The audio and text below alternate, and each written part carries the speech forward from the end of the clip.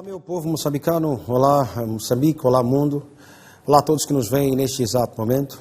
Está a começar o programa Vidas em Direto, programa esse que vai ao ar todos os dias, de segunda a sexta, das 15 às 16, portanto, período da tarde, trazemos para vocês, para o nosso telespectador, histórias de motivação e de superação.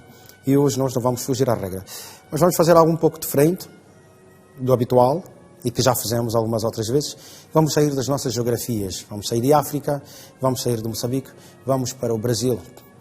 Vamos conhecer a realidade de um jovem que passou pelo mundo das drogas na sua adolescência. Ele nasce no Rio de Janeiro, mas agora, atualmente, vive em Vista Alegre. Eu vou chamá-lo para conversar com todos nós a partir do Brasil.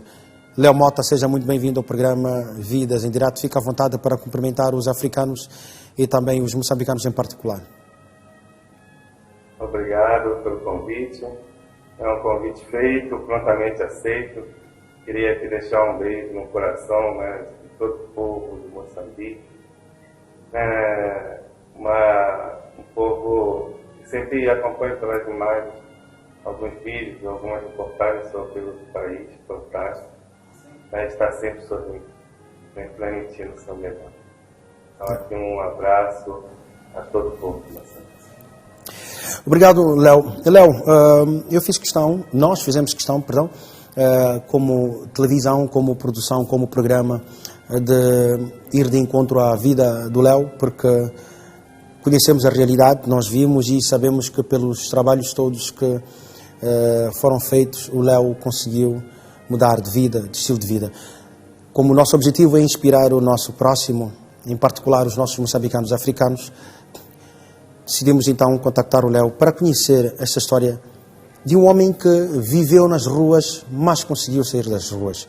O Léo sabe que há muita gente, tanto no Brasil como em África, em todo o mundo, que atualmente vive nas ruas e não consegue sair de lá. E talvez o Léo poderá dizer-nos de que formas também conseguiu superar esta vida muito triste, que não começou aí, eu sei, mas as circunstâncias da vida levaram aí.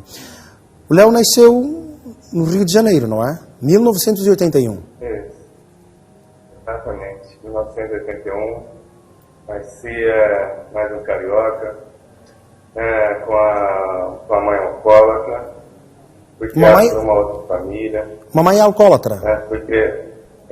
Fui criado por uma outra família, e a qual foi uma criação fantástica, sabe? Eu, na minha infância, foi uma infância com um regado de muito carinho. Fui criado por uma pessoa, a qual ela chamava de vó. E com todo amor e respeito, ela me conduzia à vida. Até que, aos meus 13 anos, essa mulher que tanto amor distribuiu, perdi a vida por um câncer. Câncer? Então, ficava eu, um jovem, não desamparado, porque tinha outras famílias que me receberam e muito amor me deram. Mas um jovem que estava prestes a conhecer o mundo, uma realidade a qual eu ainda não conhecia. E foi assim que cheguei ao mundo das drogas. Com 14 anos de idade. 14 anos de idade. Léo, explica um pouco melhor esta realidade. Uma mãe alcoólatra, explica melhor como é que vivia o Léo nessa realidade. Sim, a minha mãe, ela era do mundo do samba, né? Um ritmo característico aqui da nossa cidade. É verdade. Era jovem também, né? E acabou ali, né? Fazendo mais diversão, né? E o uso do álcool, né? E não teve a estrutura, né? Para me dar ali naquele momento uma criação. Foi quando ela abre mão e me deixa, né, viver com uma outra família, né, e fui bem criado. Tá? E nunca perdi o vínculo e laço com a minha mãe. Né? Tanto que depois da minha história se encontra com a dela. Ela sempre foi uma mãe que visitava, que procurava saber, né, mas sempre faltava algo na minha vida, né? Embora estava sendo muito bem criado, uma senhora, uma família fantástica, mas sempre deixou claro que eu tinha mãe, né? E essa ausência muito me feria, né? Principalmente quando chegava em datas comemorativas. Mas se encontramos, né? Após o falecimento, né, da minha avó, em 94, eu fui morar com a minha mãe.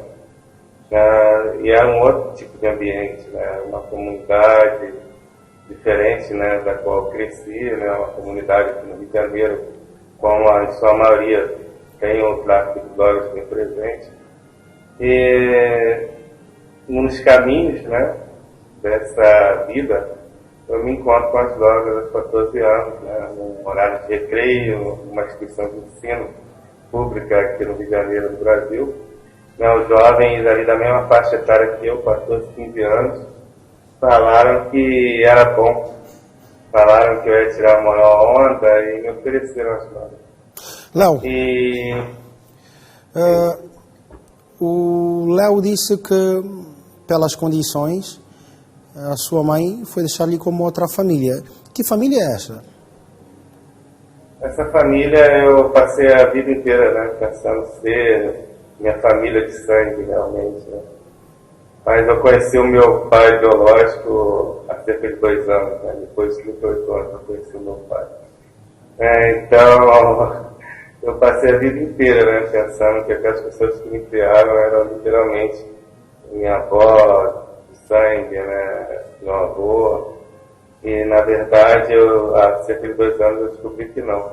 Mas algo que não, em nenhum momento, né, diminuiu o amor, né, que eu sinto por eles, e também todos eles sentiram por mim.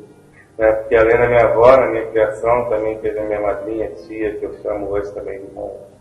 E isso aí, em nenhum momento, essa descoberta de uma família biológica, né, se fez ali eu se afastar, né, da minha mãe de criação. Então, isso é fantástico, sabe? Acho que o amor, ele vai muito além, né, do sangue, ele vai muito além do laço, do vínculo real familiar. Porque o que eu sinto por ela, o que ela sente por mim, a criação que elas me deram, vieram do coração. Então, o Léo alguma vez já guardou mágoas da sua mãe por qualquer uma situação dessa vida? Qualquer coisa que tenha acontecido? Não, de jeito nenhum. Tudo que aconteceu na minha vida, no outro dia, teve uma vez que ela me pediu até desculpa, questão por eu ter ido morar na vida. Mas, na verdade, tudo que aconteceu na minha vida já estava escrito.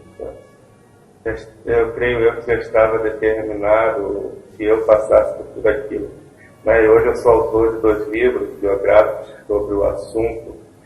Sou uma voz forte e efetiva na causa aqui no Rio de Janeiro da população da situação de rua. E também, através da minha vida, outras pessoas estão deixando as calçadas, né? E rompendo barreiras, derrubando muros, né? Os 2 livros eu lancei na feira de maior importância no país, que é a Bienal Internacional do Livro. Então, aquilo ali rompeu o muro e a barreira. Sou o primeiro morador de rua a lançar um livro e palestrar em auditório de uma Bienal. Muitas pessoas estão acostumadas a ver uma pessoa na miséria, a ver uma pessoa na sarjeta, a ver uma pessoa embaixo da marquise, a ver uma pessoa habitando as calçadas, mas poucas elas veem uma pessoa que sai, que supera toda aquela vivência ali, que tenha tudo para terminar no final triste e termina no final feliz. Tem uma frase no meu livro que eu relato que diz que o deserto ele era apenas o trajeto e não o destino. Uma história triste, ela não impede jamais um final feliz. E eu fui em busca, né, de um final feliz, para sair daquela situação, dar a volta por cima e novamente caminhar de cabeça erguida numa sociedade.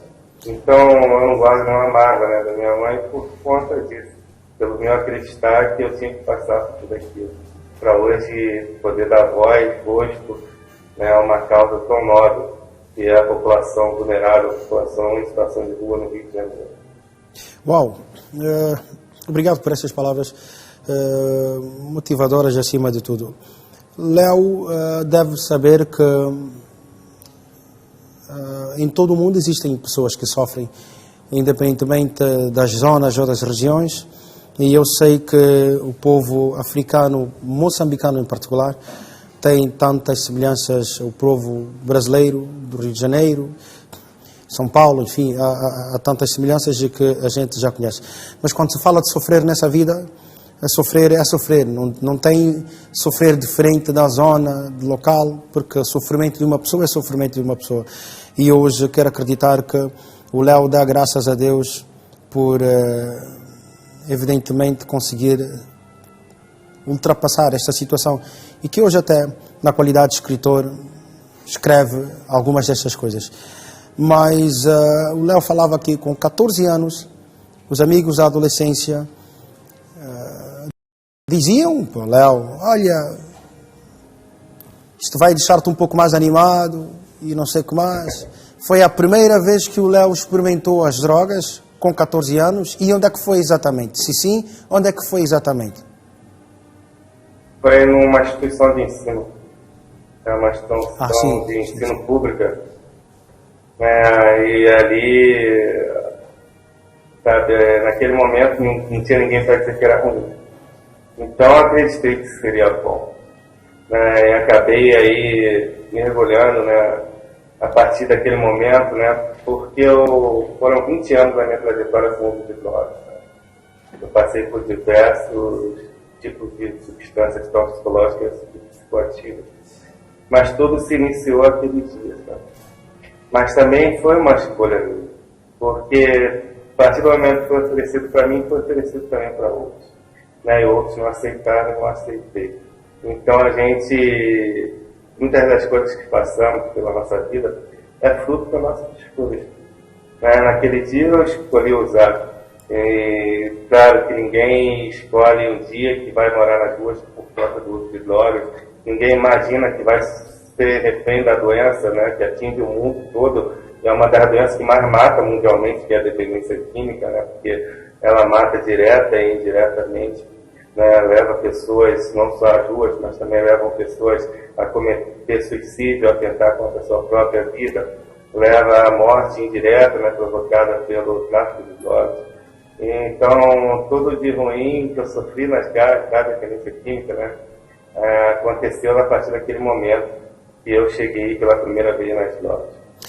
Já refém da doença, hoje eu sou formado, sou conselheiro em dependência química e técnico em reabilitação em dependência química. Isso tudo que eu transmito para as centenas de pessoas que eu falo hoje sobre a dependência química, sobre as drogas. Léo, eu compreendo que o Léo, a dada medida, percebeu que aquilo que passou não era o seu destino, mas, segundo a vida, tinha que passar por aquilo que passou. Mas, no momento, era muito difícil acreditar que eu compreendo. Eu quero compreender detalhadamente, Léo. Começa a consumir que tipo de drogas e depois evolui para que tipo de drogas? E como é que foi esta evolução? E o que é que levou a esta evolução? Eu inicio na maconha e aos 17 anos na cocaína, porque eu nunca pensei que ia ter uma substituição de drogas, porque eu comparo meu primeiro uso de drogas com o meu primeiro beijo na boca. Foi uma sensação que não tem como explicar. Envolto dessa sensação, pessoas continuam indo ao encontro das drogas. Mas a primeira sensação que você tem, você nunca mais vai sentir ela. Porque a primeira e única vez que aquele prazer é te apresentado intensamente. Aconteceu a substituição de drogas porque de início a maconha já não fazia mais o efeito e não dava o prazer a qual buscava. Então chego na cocaína. Imediatamente nunca mais eu fiz uso de maconha, porque eu me apaixonei por uma droga e acabei vestindo ela por uma outra droga que me levava a um outro tipo de prazer mais intenso. Eu já era um jovem com predisposição a uso de drogas, dependente químico. Porém, a dependência química ainda não tinha se instalado na minha vida.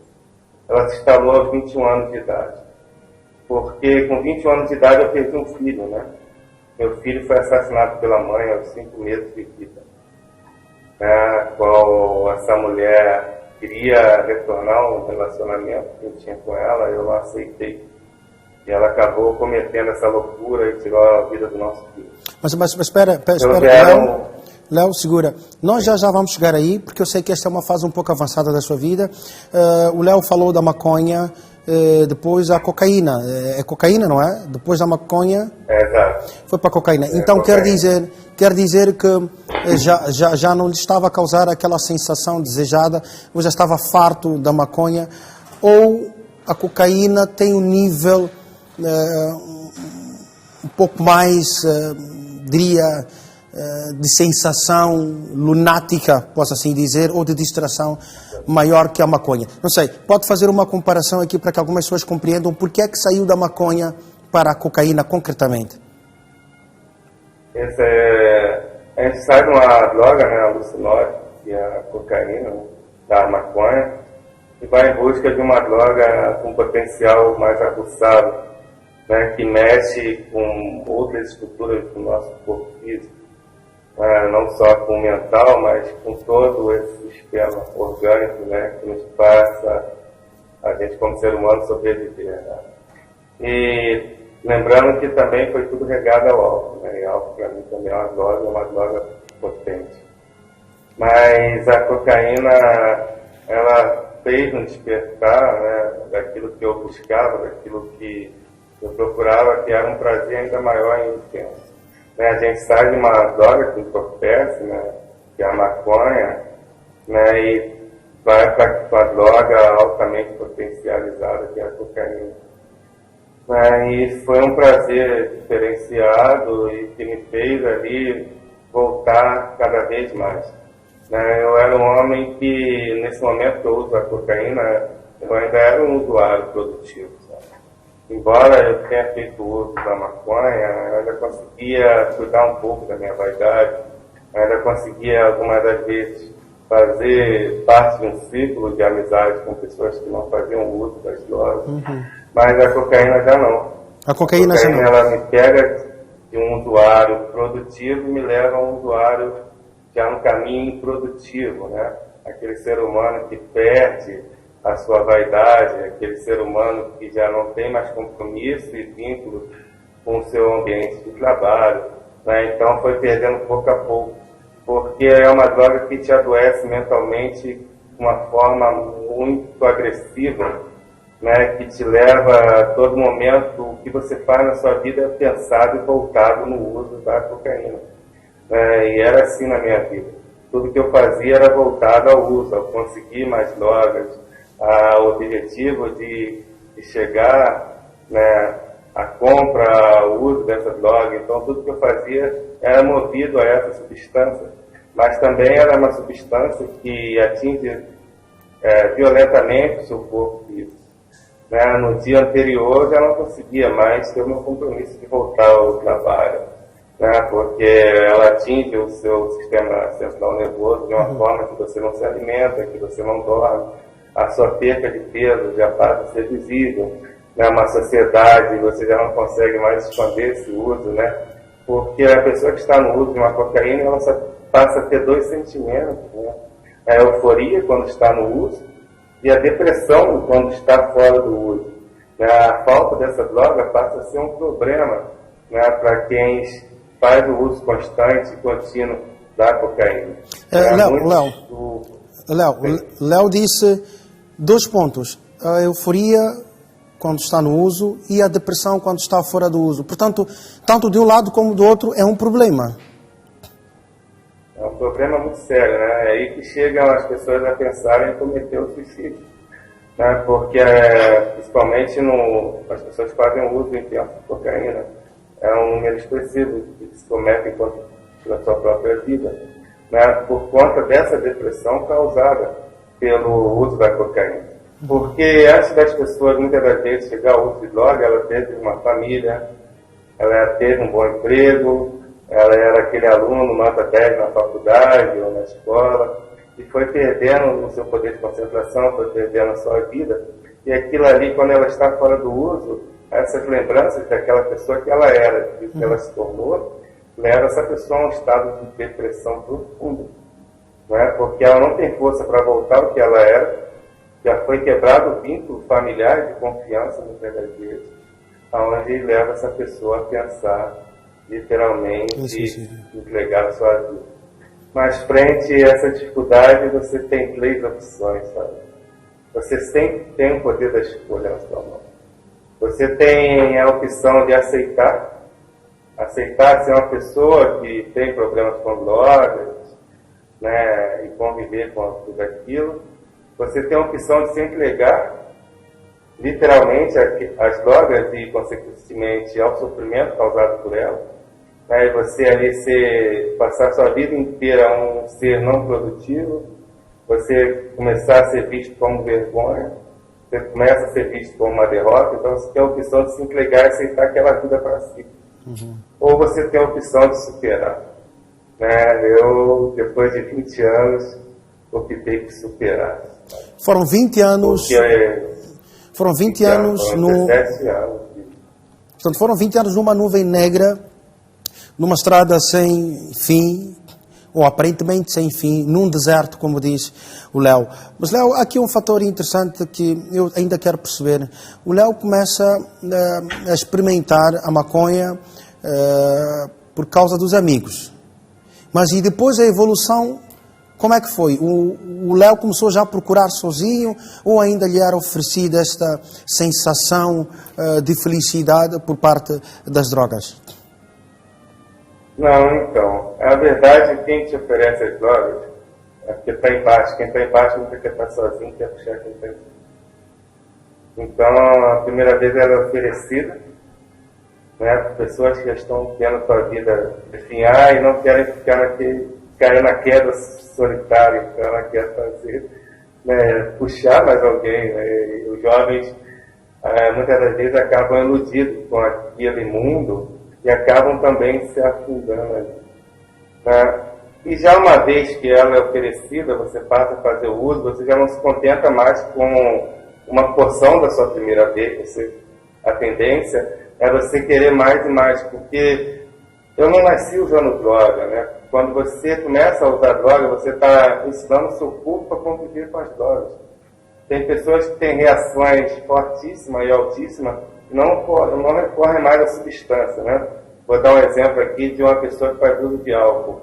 A pessoa, muitas das vezes, vai ao álcool, no outro dia ela tem uma ressaca, né, muito grande, e ela deixa a bebida de lado, não quer saber mais daquilo.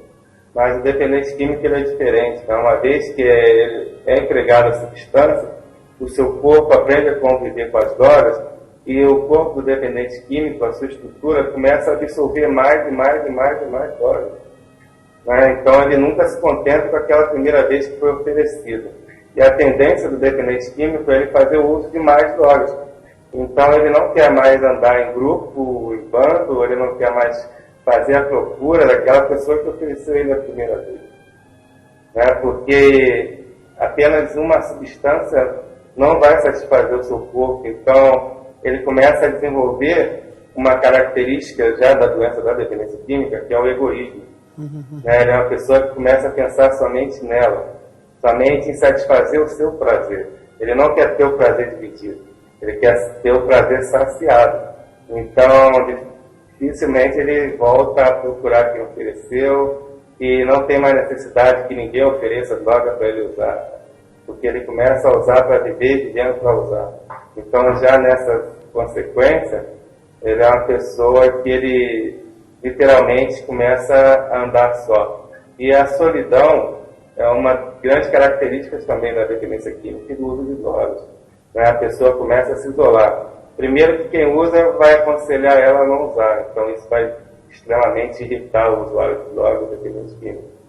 Né? E aquele que usa vai querer fazer o uso da droga que ele está usando, e ele não quer dividir. Então ele começa a se isolar no seu mundo, cada vez mais isolado e confiando apenas naquilo que ele acredita. Né? É muito perigoso quem faz uso de álcool, drogas lícitas ou ilícitas, né, que levam essa grande agressividade no seu mental, porque a pessoa começa a ver o mundo totalmente adverso. o que é errado para ele passa a ser certo, o que é certo passa a ser errado. Né? Então, a característica do dependente químico do usuário de droga é o isolamento. Cada vez mais ele se trancar nele mesmo. Léo, eu compreendo que o Léo, hoje, na qualidade de escritor, conheceu e conhece muito bem este mundo, porque aquilo que está a explicar, quase que fico sem perguntas para perceber que, para além de experimentar, viver um mundo muito triste, o Léo procurou conhecer e talvez para ajudar as pessoas de uma forma um pouco mais acertada a fugir desse mundo, a não entrar nesse mundo, a sair desse mundo, porque explica aqui algumas coisas que muita gente certamente desconhece e faz uma diferença muito, muito importante entre as drogas, portanto a bebida, o álcool e a cocaína ou as outras drogas, portanto com outras características. Quer dizer, foram 20 anos, mas esses 20 anos o Léo conseguiu perceber, sentir e viver uma realidade que hoje consegue sentar e motivar outras pessoas também a não experimentar sequer este caminho. Exatamente, né? Esse é o poder da segunda chance, sabe? Acho que a pessoa que errou na sua vida, ela tem direito de ter uma segunda chance. Porque ela sai do submundo das drogas, sai de uma situação muito difícil na sua vida, ela tem algo a acrescentar para uma sociedade. Né? Principalmente hoje, quando a gente fala com jovens, que ele não precisa usar droga para ele chegar no ponto que eu cheguei. Né? Então, essa é a importância de se dar uma oportunidade para quem passa por uma situação difícil na sua vida, porque essa pessoa sai de uma experiência com uma bagagem de vida para acrescentar na vida dos outros. Né? Hoje é como se fosse um sinaleiro de trânsito, né? A qual a gente indica, olha, esse sinal tem que estar vermelho, não avança, não vai por esse caminho, não vai por essa estrada, vai por essa aqui que é mais tranquila. Né? Então hoje a minha vida ela é focada nessa vivência, sabe? E nessa objetivo que é de levar a informação aos jovens, para que eles não sofram o que eu sofri, né? Para que eles não cheguem numa aventura na qual eu me aventurei e tive talvez ali o entendimento, talvez a mão de um poder maior que eu, um poder superior, que eu saí vivo dessa situação, né, e não carregando nenhuma sequela mental, né, porque uma vez que você desafia as drogas, você não sabe onde ela pode te levar. Tem pessoas hoje, de tanto que fizeram uso de drogas, hoje não fazem mais, mas já não conseguem mais responder por si. Já na sua cabeça já foi instalado ali um dano mental irreversível.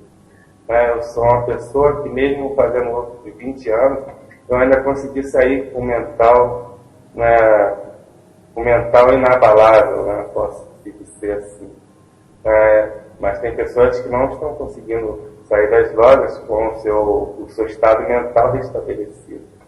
Né? Então, são diversos períodos que hoje as pessoas passam, né, por embarcar no mundo das drogas. Muito bem. Léo, vamos fazer um pequeno intervalo, mas eu preciso destacar aqui algumas coisas que nós vamos ter a oportunidade de falar já no segundo bloco. O Léo acabou de dizer uma coisa interessante, que uma pessoa que erra consigo ou falha consigo merece ter uma segunda chance. Não é obrigatório, mas é uma forma de pensar que achei interessante. E depois há duas coisas importantes também que eu quero conversar consigo já no segundo bloco. O Léo foi pai aos 15 anos já, portanto entrou no mundo das drogas aos 14 anos, aos 15 anos foi pai, e depois mais tarde, um dos momentos marcantes da vida do Léo foi perder então um dos seus rebentos, portanto o seu filho. Vamos ter a oportunidade de conversar sobre estas questões todas em torno da vida do Léo daqui a mais um pouco, logo a seguir o intervalo. Não saia daí e até já.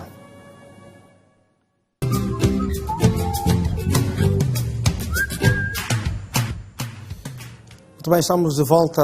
O nosso programa hoje é de Moçambique, melhor, de África para o Brasil, concretamente Moçambique para Vista Alegre, este bairro interessante que acolhe o nosso entrevistado de hoje, que é o Léo Mota, que conta-nos a sua história de superação. Resumidamente, foram 20 anos nas ruas, tanto como resultado de drogas, uso de drogas, dependência total. Mas hoje, graças a Deus, o seu nome é superação, superou, e nós queremos levar de que formas, ou melhor, queremos levar essa informação, de que formas o Léo superou, que pode ser uma ajuda, porque drogas são usadas em todo canto do mundo, e como bem disse o Léo, e na primeira pessoa está a dizer que as drogas destroem a vida de uma pessoa, por completo.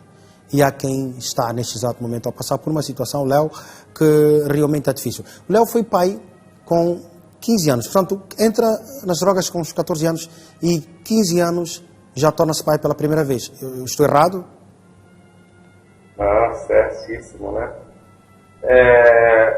Hoje, meu filho, que eu fui pai aos 15 anos, é um homem casado de 23 anos. Porém, não era o momento certo, né, de eu ser pai naquele momento. Né? Porque eram jovens de 15 anos, ainda estavam iniciando a vida, ainda não tinha discernimento total, né?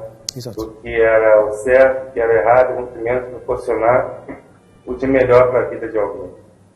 Né? Então, eu fui pai aos 15 anos, né? E não tive a oportunidade de participar da criação do meu filho. Né? Por conta disso, né? Muitas das vezes, se a gente dá um passo errado na nossa vida, como eu dei aos 14 anos, desencadeia tudo na nossa vida. Né? Não foi o momento certo de ser pai, por conta de não ter acertado, né, na criação, ter participado da criação, na formação do meu filho. Hoje ele tem uma criação fantástica, né, da avó.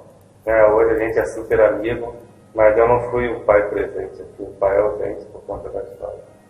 Né? Era um momento da minha vida que eu não tinha condições de cuidar nem de mim.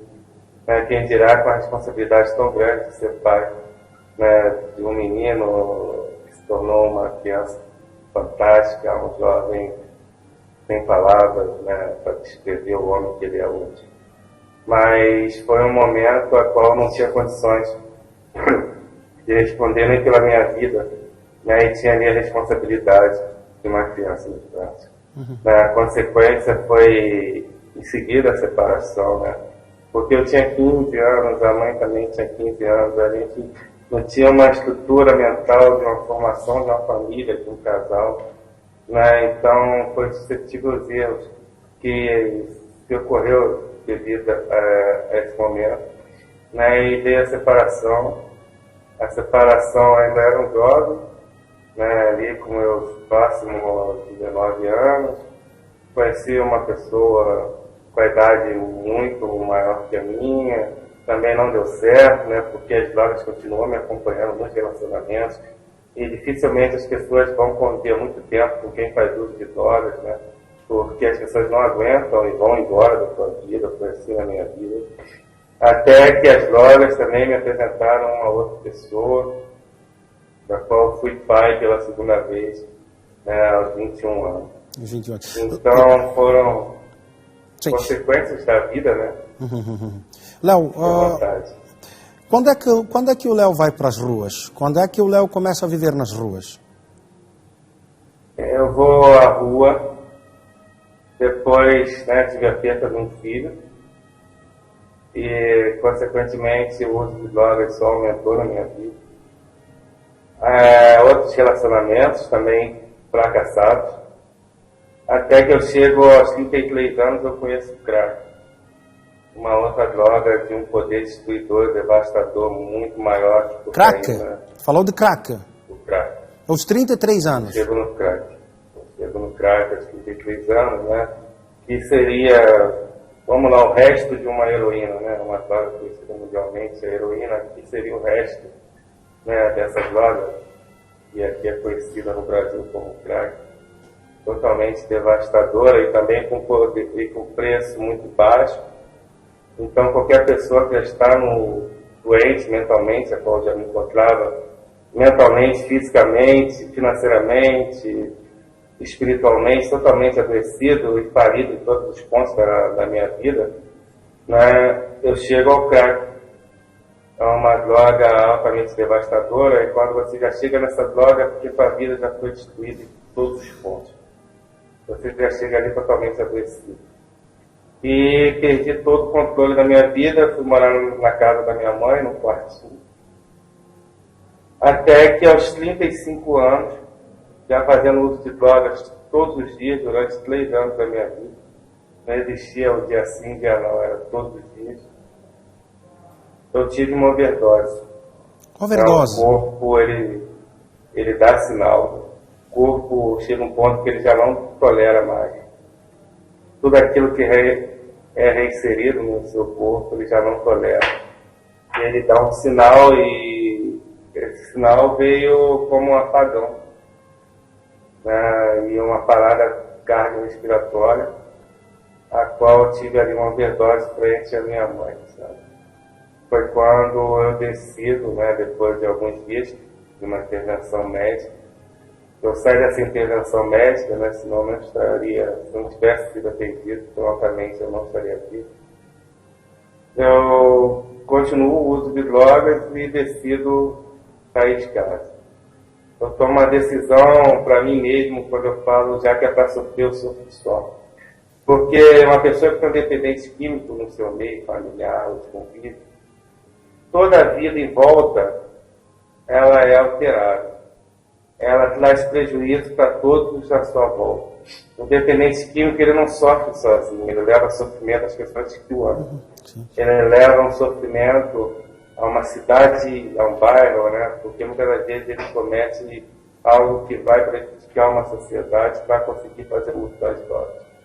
Então, já havia a minha vida destruída e acabei afetando a vida das pessoas que me amavam, porque quem te ama não quer te ver sofrer. Então, eu decidi sair de casa. Foi quando eu vou morar nas ruas do Rio de Janeiro. Aos 35 anos. Aos 35 anos. A cidade do Rio de Janeiro ganha um novo morador. A calçada ganha um novo morador. É um homem com 35 anos de vida, mais 3 filhos, e agora morador de rua. Aí ali eu conheço o mal e o pior do ser humano. E quem está nas ruas hoje, né, quem está na situação miserável, como encontrado, depende muito do próximo. Mas nem sempre o próximo está disposto a te ligar. Né? Então ali eu, em situação de rua, passei as 2 maiores humilhações da minha vida. Foi ao sentir fome e ao sentir sede. Eu com fome, em situação de rua, era um homem de 1,88 m, pesando 60 quilos. O corpo magro, fético, vestia trapílios. Entrei numa padaria com fome e pedi uma senhora para me pagar um pão. Essa senhora, aparentemente 1,5 m, de cabelos grisalhos, o rosto angelical. Eu pedi a essa senhora para me pagar um pão e ela não disse nem sim nem não. Ela só virou e cuspiu no meu rosto. Então, a rua você encontra ali diversos obstáculos, né? Entre eles o preconceito, a intolerância. Então, eu passei por uma grande humilhação de fome. Em seguida, passei uma grande humilhação, porque quem está nas ruas hoje do Rio de Janeiro, que é uma cidade com a temperatura atípica de 42 graus, a sensação térmica de 45 graus no verão, passa um grande desafio que é o acesso à água potável, né? Seja ela para banho ou para consumo. E eu passei uma humilhação por sentir sede pela falta de água. Eu entrei no restaurante, o segurança me botou para fora, perguntou o que eu queria, aí eu disse que eu só queria água, e ele me deu. Era um copo com água, gelo e sal. Sabe? A rua, você encontra diversos desafios. Foi ali que, além de sofrimento, intolerância, eu também encontrei pessoas que são solidárias ali naquele estado. Muitas daquelas pessoas que estão passando pela dificuldade igual a sua, mesmo assim estão dispostas a dividir aquele sofrimento contigo. Né? Ali, muitas das vezes, uma pessoa ganhava uma refeição e dividia comigo. Muitas das vezes, a gente encontrava na lixeira um biscoito mofado, um alimento, e ali a gente pegava aquele alimento da lixeira e dividia com outro irmão de família, como eu também me encontrava naquele momento. A rua, ela maltrata, mas ela também ensina muito. A situação vulnerável, a situação de rua, ela me ensinou que eu não sou melhor do que ninguém. Ninguém é melhor do que ninguém. Qualquer pessoa pode chegar ali. Qualquer pessoa pode chegar àquela situação. E ela também me ensinou que eu não sou pior do que ninguém. Dali eu saí. Léo, Saí estabelecido. Léo, o Léo sente que foi abandonado pelas suas namoradas, as suas relações foram abaixo por causa das drogas, necessariamente? Exatamente. É porque as pessoas elas têm o direito de escolha na vida dela. Ela tem o direito de ser feliz ou viver sofrendo ao lado de uma pessoa que provoca sofrimento a elas. Tem pessoas que escolhem ser felizes e se afastam daquilo que o causam dor, sabe? Porque, primeiramente, antes de você amar alguém, você tem que se amar. Né? Se você não se amar, você não vai conseguir amar a pessoa que você convive. Né? Então, por você se amar primeiro, por você se amar em primeiro lugar, você acaba se afastando daquilo que causa sofrimento. Né? Todas as pessoas têm o seu direito de escolha. E as pessoas, muitas das vezes, escolheram se afastar da minha vida. Né? Porque, para fugir de um sofrimento, né, causado pelas drogas. Então, foi isso que aconteceu, foi assim na minha vida. Pessoas, elas chegavam na minha vida, mas elas não necessariamente eram obrigadas a continuar.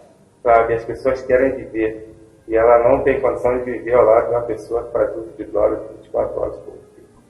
Então, essas pessoas acabaram se afastando da minha vida. Eu dou toda a razão para ela. Portanto, o Léo perdeu tudo para as drogas e perdeu tudo para as ruas. A dada medida, o Léo disse que decidiu afastar-se porque compreendeu, apesar de tudo, compreendeu que estava a causar um sofrimento muito grande para as pessoas, porque, evidentemente, não sofria sozinho e percebia que as pessoas também estavam a sofrer. Mas essa não era a solução. E o Léo, em algum momento, parou para pensar numa solução para a sua vida, ou aquilo já estava a levar-lhe a caminhos que nem o Léo percebia, o norte, o sul? Então, eu não nasci usando drogas, sabe? É verdade. E a rua ela não é lugar de viver, muito menos de morrer. Embora eu acompanhe diversas pessoas que perdem a vida numa calçada, no ano de 2020 eu fiz 3 sepultamentos. Mas eu mesmo não aceitei morrer usando droga. E aceitei ajuda. Eu tinha 3 opções.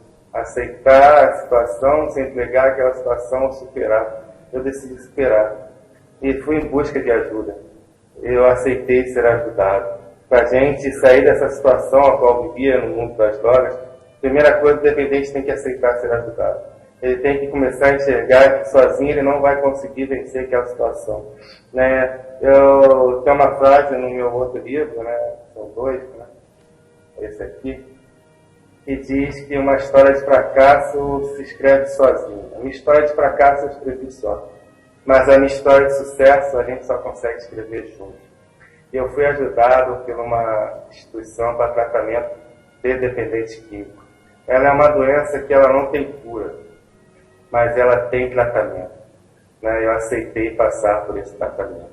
E é muito doloroso, né? E não é fácil, mas é um tratamento que é possível. Porque o que eu mais fiz na minha vida foi usar droga. Eu usei droga durante 20 anos. Né? E você, a partir do momento que você se encontra e se depara com a possibilidade de viver sem as drogas, isso é meio que assustador, sabe? Primeira coisa que eu pensei, será que eu consigo? Será que é para mim? Mas eu me entreguei ao braço da recuperação, sabe? Aqui no Rio de Janeiro a gente tem uma instituição que faz esse trabalho há mais de 20 anos, com pessoas em situação de rua, e eu sou um resultado desse trabalho, dessa instituição. da minha Associação Solidária Amigo de Betânia. Eu passei pelos portões e ali eu fui de encontro ao respeito e à dignidade. Primeira coisa, para você ter resultado com alguém que está passando por problema com álcool e drogas, pela dificuldade de vulnerabilidade, uma pessoa que já está vivendo com a sua vida totalmente entregue à miséria, primeira coisa para você ter um resultado com aquela vida é tratar ela com respeito e com carinho. Você só vai conseguir tratar uma pessoa que está passando por um momento difícil e ter resultado com ela a partir do momento que você se coloca no lugar daquela pessoa. Você começar a pensar isso possível, né? E ali você começa a tratar da melhor forma aquela pessoa. Porque já não carregava apenas ferida física, mas na minha vida eu carregava uma ferida no meu coração, e no meu espírito e na minha alma. Porque a perda de um filho assassinado feriu meu coração. E a situação de rua, ela feriu a minha alma. Porque ali eu não era chamado pelo meu nome, ali eu era chamado de vergonha e de derrota. A partir do momento que você perde o seu nome, você começa a acreditar que você não existe. Você começa a acreditar que o mundo não foi feito para você. É verdade. Porque você começa a perder a tua identidade, você começa a perder a tua dignidade. E aquela instituição que eu passei para o tratamento da minha doença, ela me tratou com respeito e com dignidade. Uau. Algumas feridas que a gente encontra, a gente pode curar ela com um abraço. Léo, compreendo que hoje o fato de escrever e colocar a sua experiência e, em algum momento, experiências dos outros, experiências vividas, faz-lhe dizer coisas tão interessantes como essas, que uma história de fracasso escreve-se sozinho e uma história de sucesso escreve-se com alguém ou com os outros, ou em conjunto, e que disse muito bem que está na sua obra. Mas eu disse no primeiro bloco, interrompi-lhe quando estava a começar a falar de uma fase marcante, de um momento marcante que agora fez destaque, que ficou uma ferida muito grande no seu coração. Quando o seu filho foi assassinado pela mãe. Tu disse porque ela não queria aceitar a separação. Eu estou errado? Exato. Aquele relacionamento foi um dos únicos, né, que a pessoa ainda queria ficar comigo. Né, mas eu não tolerava muitas vezes o comportamento dela. Né, e eu já tinha os meus males, né, meus maléficos, então eu não queria me associar muito aos dela. Então foi quando eu decido separação e ela não aceita. Tá? Hoje tem um outro tipo de dependência que fere e mata a outra pessoa, que é a dependência amorosa, a dependência afetiva. Essa pessoa passou a ter uma dependência pública.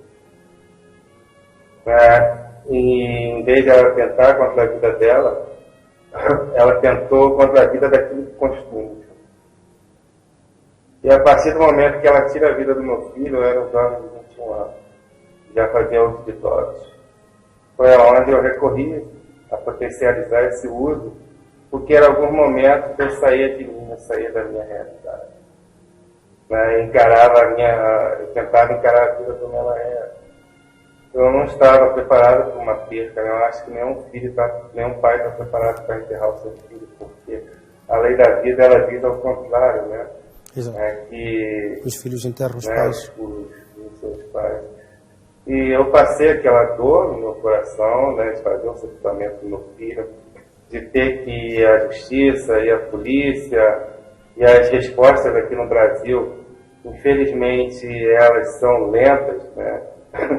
Que você vê ali que você não consegue alcançar o resultado de justiça na velocidade que você busca, que você procura como um pai que teve a vida de um filho ceifada, e aquilo ali só fazia doer e sofrer. Né?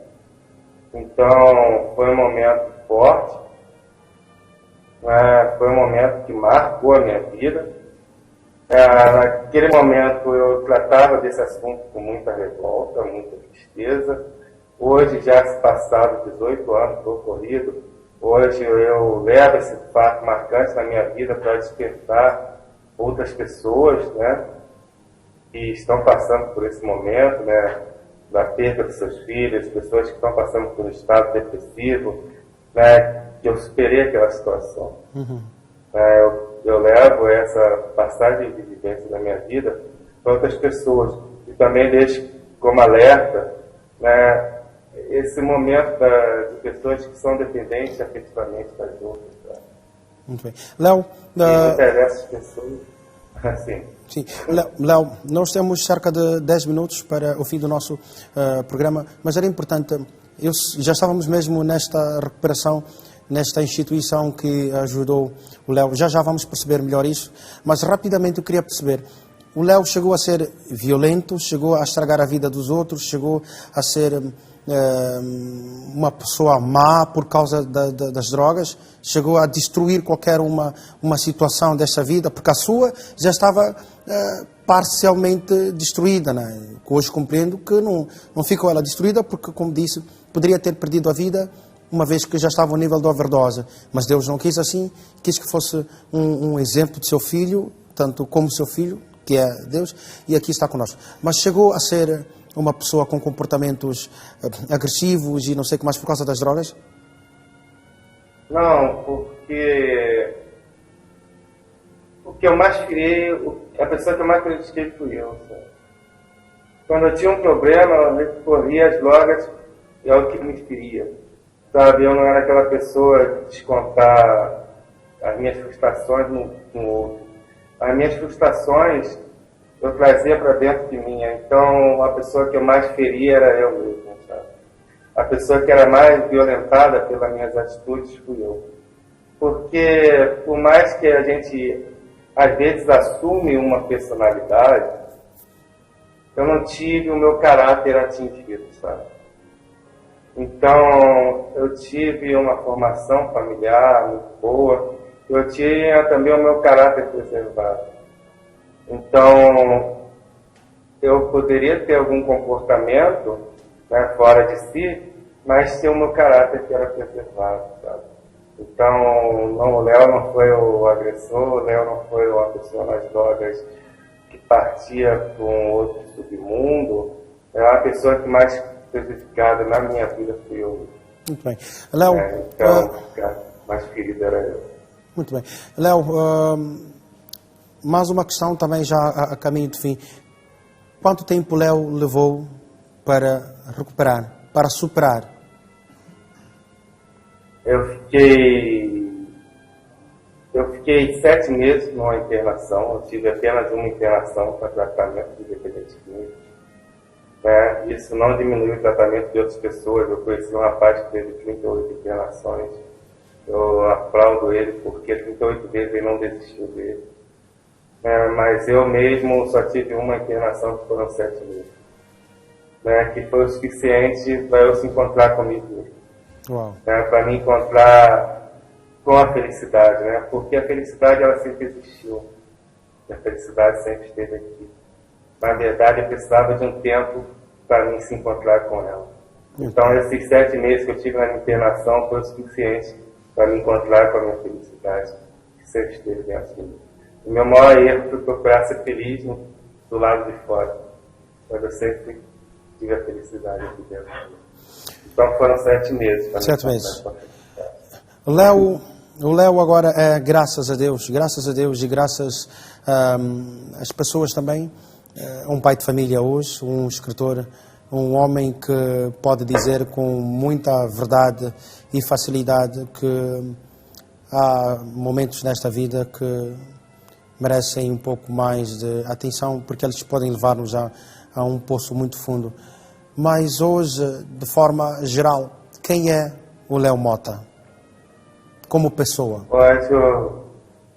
Hoje é um homem realizado.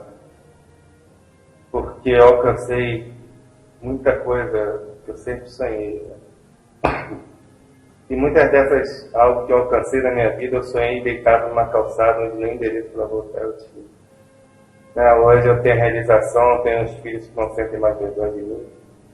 Eu sou pai de uma menina de 2 anos, que também é fruto do meu sonho. Um sonho esse de ter alguém para olhar nos olhos e dizer te amo, que é minha esposa.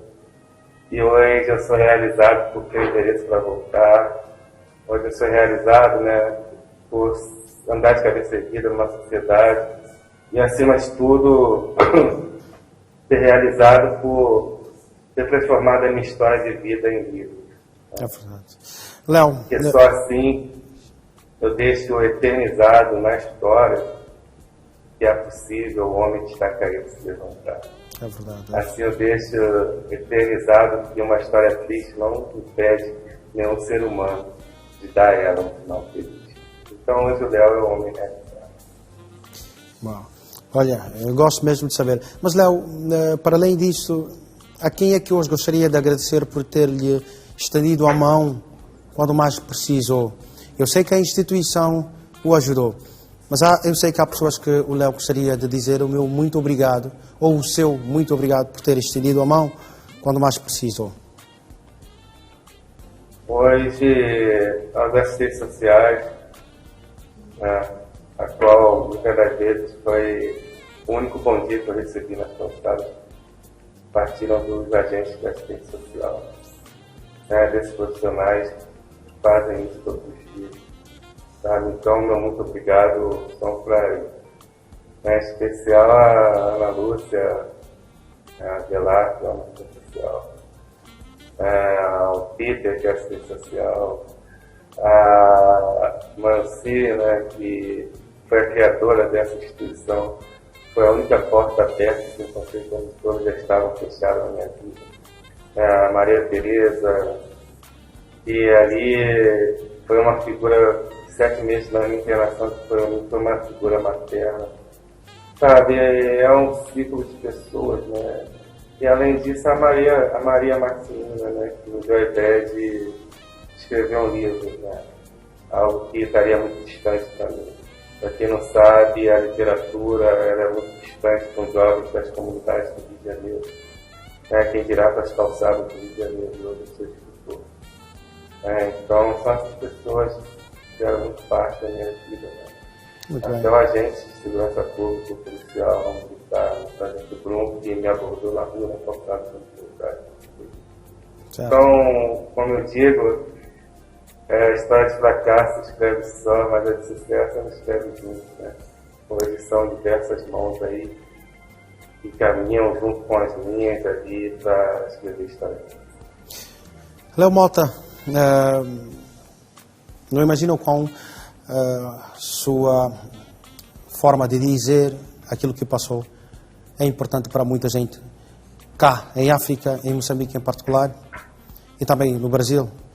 Eu sei que há muita gente que não conhece a história de superação do Léo, e que a partir desta entrevista, esta conversa, estes dizeres, poderá ter forças para superar qualquer situação difícil que seja. Porque a forma como o Léo falou não foi simplesmente restrita a uma situação concreta que são as drogas, embora estivéssemos a incidir sobre isso, mas falou de tantas outras coisas que podem fazer com que qualquer uma pessoa possa refletir e acreditar que vale a pena viver. Léo, muito obrigado. Que Deus abençoe a si, a sua família, e obrigado mais ainda por mostrar que é possível com a força de vontade. Sem dúvida. Obrigado, povo de Moçambique, nossos irmãos moçambicanos. Quem sabe um dia, né, Léo Mota chega aí pessoalmente no seu país. Obrigado. Obrigado, Léo Mota, por estas formas de dizer este livro que é a sua vida na primeira pessoa. Obrigado aos nossos telespectadores que fazem questão de colher qualquer importância que seja do nosso programa.